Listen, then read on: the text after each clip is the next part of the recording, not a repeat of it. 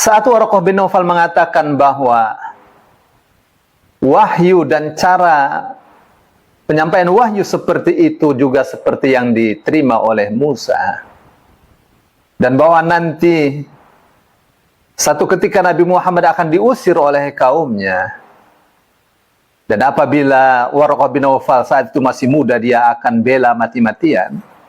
Lalu Rasul sallallahu alaihi wasallam katakan, awa mukhrijiyahum, apakah mereka akan mengusir saya? Waraqah bin Naufal mengatakan, tidak ada seorang pun yang memperoleh wahyu seperti cara kamu memperolehnya, kecuali dia akan diusir, disakiti oleh kaumnya. Dari situ Rasulullah sallallahu alaihi wasallam mungkin beliau berpikir bahwa ini adalah awal bagi kenabiannya. Atau mungkin beliau merasa bertanya-tanya. Dan terjadilah setelah itu yang dinamakan dengan fatratul wahyi, kekosongan wahyu. Berapa lama itu? Ada yang mengatakan 2 tahun, 3 tahun. Tapi itu semua tidak bisa dibuktikan dalam sejarah. Satu-satunya yang bisa dipercaya, yang rajih, adalah apa yang dikatakan oleh Ibnu Abbas, bahwa itu hanya beberapa hari saja. Di dalam sebuah hadis sahih, Rasul sallallahu alaihi wasallam mengatakan bahwa yang paling dia khawatirkan adalah tuduhan orang-orang Quraisy bahwa dirinya adalah seorang penyair. Ketakutan semacam itu yang mendorongnya untuk kembali lagi ke Gua Hira. Sampai di puncak, beliau mengatakan, saya ingin menjatuhkan diri saya, harakiri.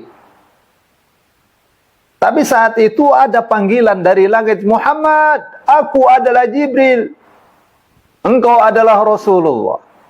Dalam satu riwayat, ada yang mengatakan Muhammad, Muhammad, Muhammad. Faltafattu yaminan falam ajid syai'a. Faltafattu yasaran falam ajid syai'a.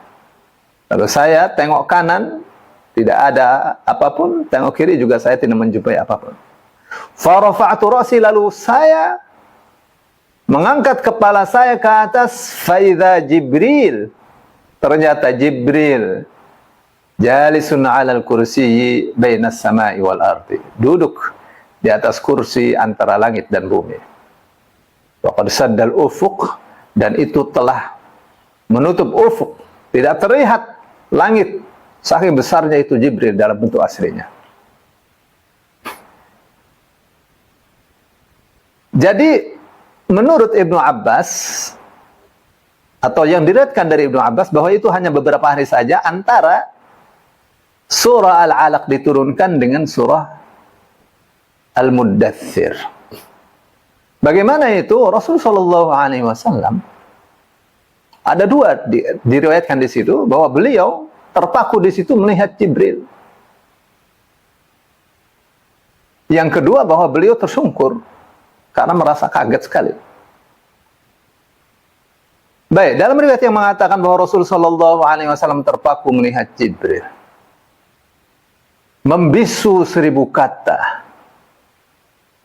Khadijah mengutus utusan-utusannya untuk mencari Rasul sallallahu alaihi wasallam sampai ke Mekah. Lalu setelah itu Rasul sallallahu alaihi wasallam turun dan beliau mengatakan,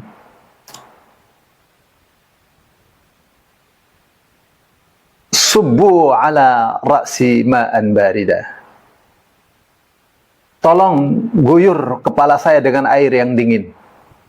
Setelah diguyur, beliau mengatakan, dathiruni, dathiruni, selimutilah aku, selimutilah aku. Ya, panas dingin yang sesungguhnya, karena panas minta diguyur dan dingin minta diselimuti. Lalu turunlah, ya ayyuhal muddathir, qum fa'anzir, wa rabbaka fakabbir, wa thiyabaka fatahhir, wa rujza fahjur, wa la tamnun tastakthir, wa li rabbika fasbir. Berapa lama itu antaranya? Antara Al-Alaq dengan surah Al-Muddathir, Safiur Rahman Al-Mubarakfuri dalam kitabnya Ar-Rahiqul Makhtum mengatakan bahwa kemungkinan berdasarkan istiqra'nya, penelitiannya dari nas-nas teks-teks Al-Quran dan Hadis, bahwa pertama kali beliau memperoleh wahyu surah Al-Alaq ayat 1-5 itu di tanggal 21 Ramadan malam, hari Senin. Beliau katakan hari Senin di mana Rasul sallallahu alaihi wasallam genap umurnya 40 tahun dengan hitungan Qamariyah. Maka bulan Ramadan saat itu tanggal 7, 14, 21 dan 28.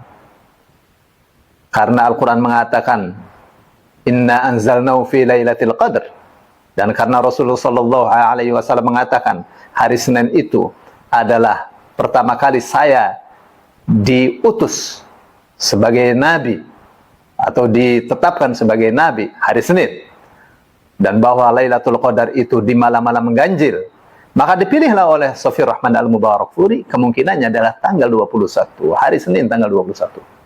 Ada itu tepat. Saudaraku yang dimuliakan Allah. Adapun surah Al-Muddathir itu diperkirakannya 9 hari setelah itu, tanggal 1 Syawalnya. Jadi itu semacam hadiah dari Allah Subhanahu wa taala.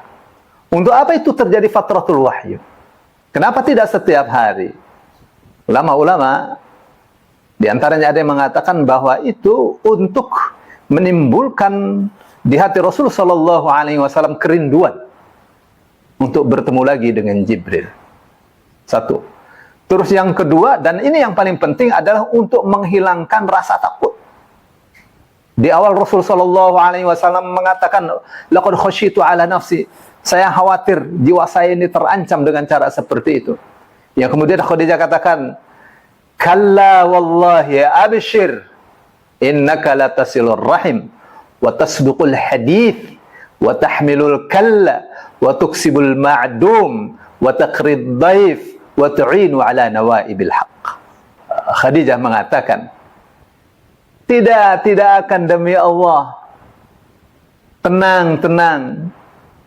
Kamu tidak akan pernah sekali-kali pun Allah akan menyanyiakanmu. Allah tidak akan menghinakanmu. Kenapa? Karena engkau adalah orang yang selalu menyambung tali persaudaraan. Engkau adalah orang yang tidak pernah berkata dusta. Apa yang kamu katakan pasti jujur. Engkau adalah orang yang selalu menolong orang yang apa-apa. Engkau adalah orang yang bertanggung jawab atas siapa saja yang butuh dibantu.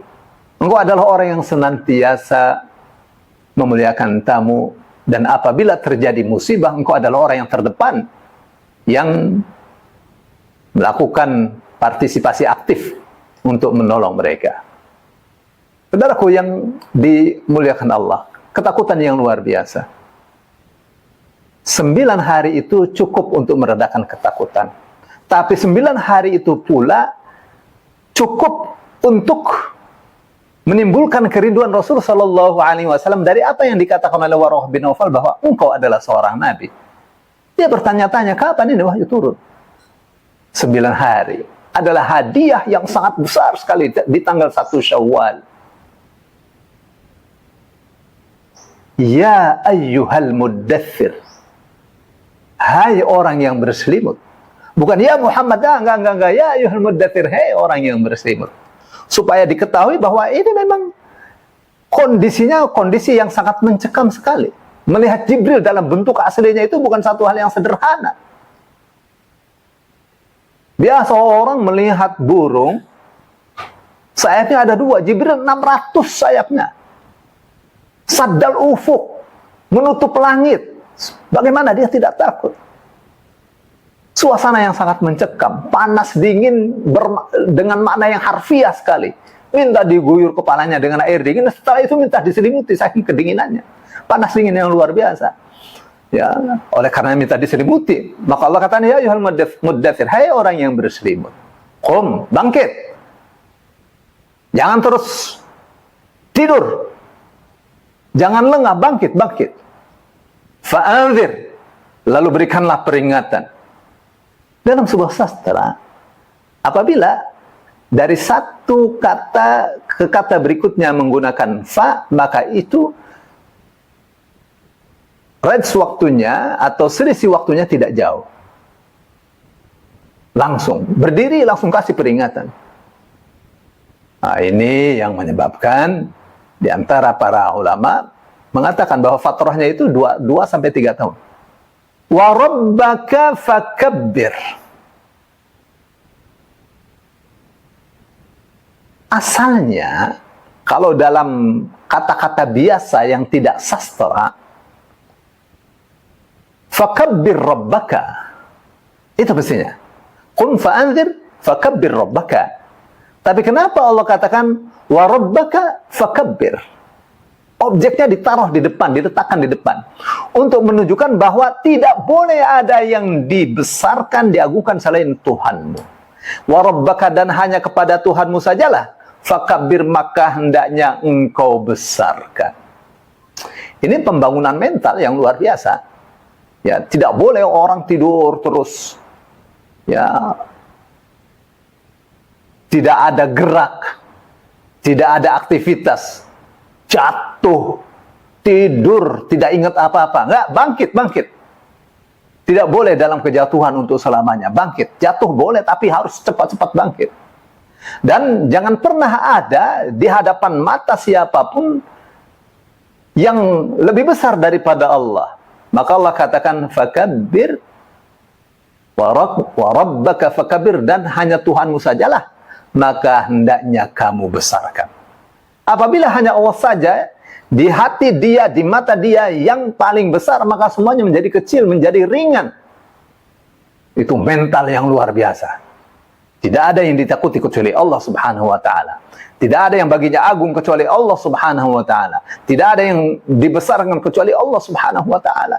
Jadi semuanya di hadapan Rasul sallallahu alaihi wasallam menjadi tidak agung.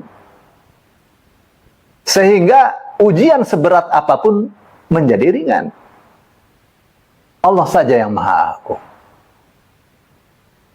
Wa thiyabaka fatahhir, dan pakaianmu bersihkanlah.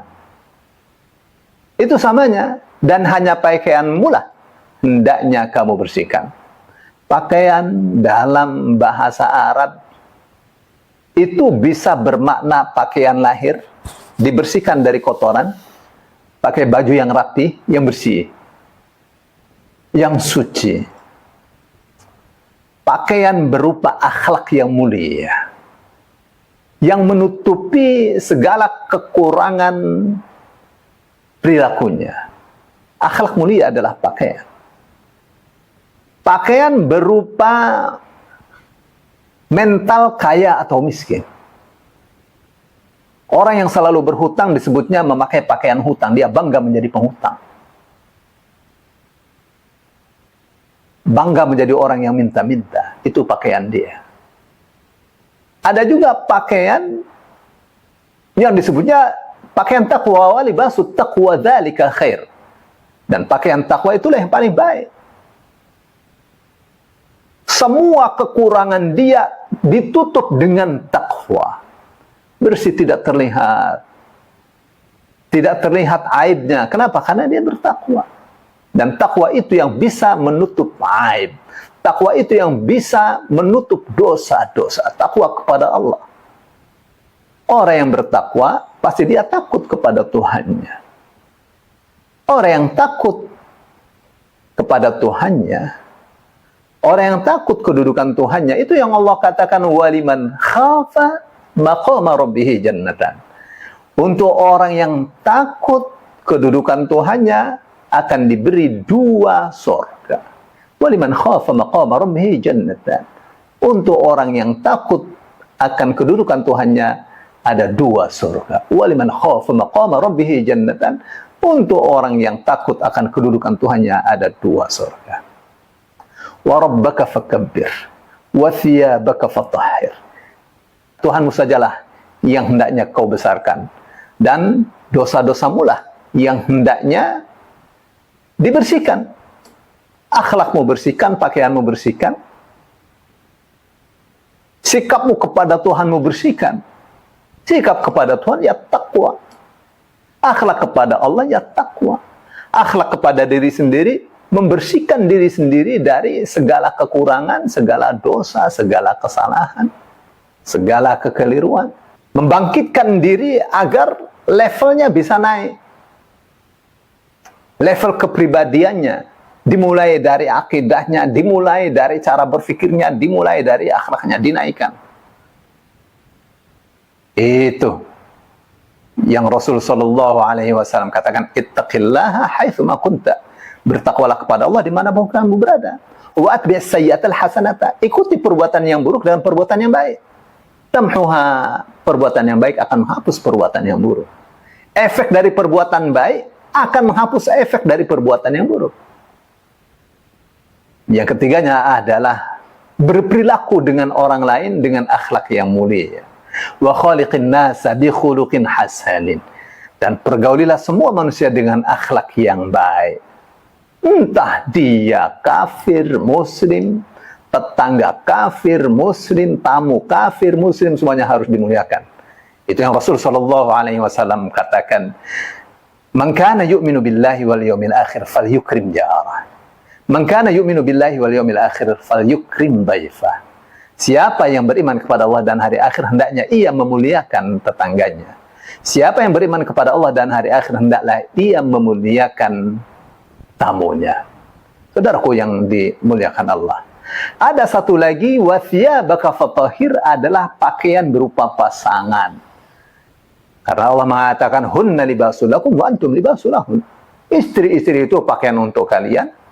Kalian pun juga pakaian untuk istri-istri kalian. Karena saling menutupi aib, saling melindungi, saling mengindahkan. Diindahkan istrinya, diindahkan suaminya. Itu namanya wa thiyabaka fatahhir. Dan begitu mestinya seorang yang dipersiapkan menjadi da'i, menjadi penyuruh di jalan Allah Subhanahu wa taala, senantiasa membersihkan dirinya.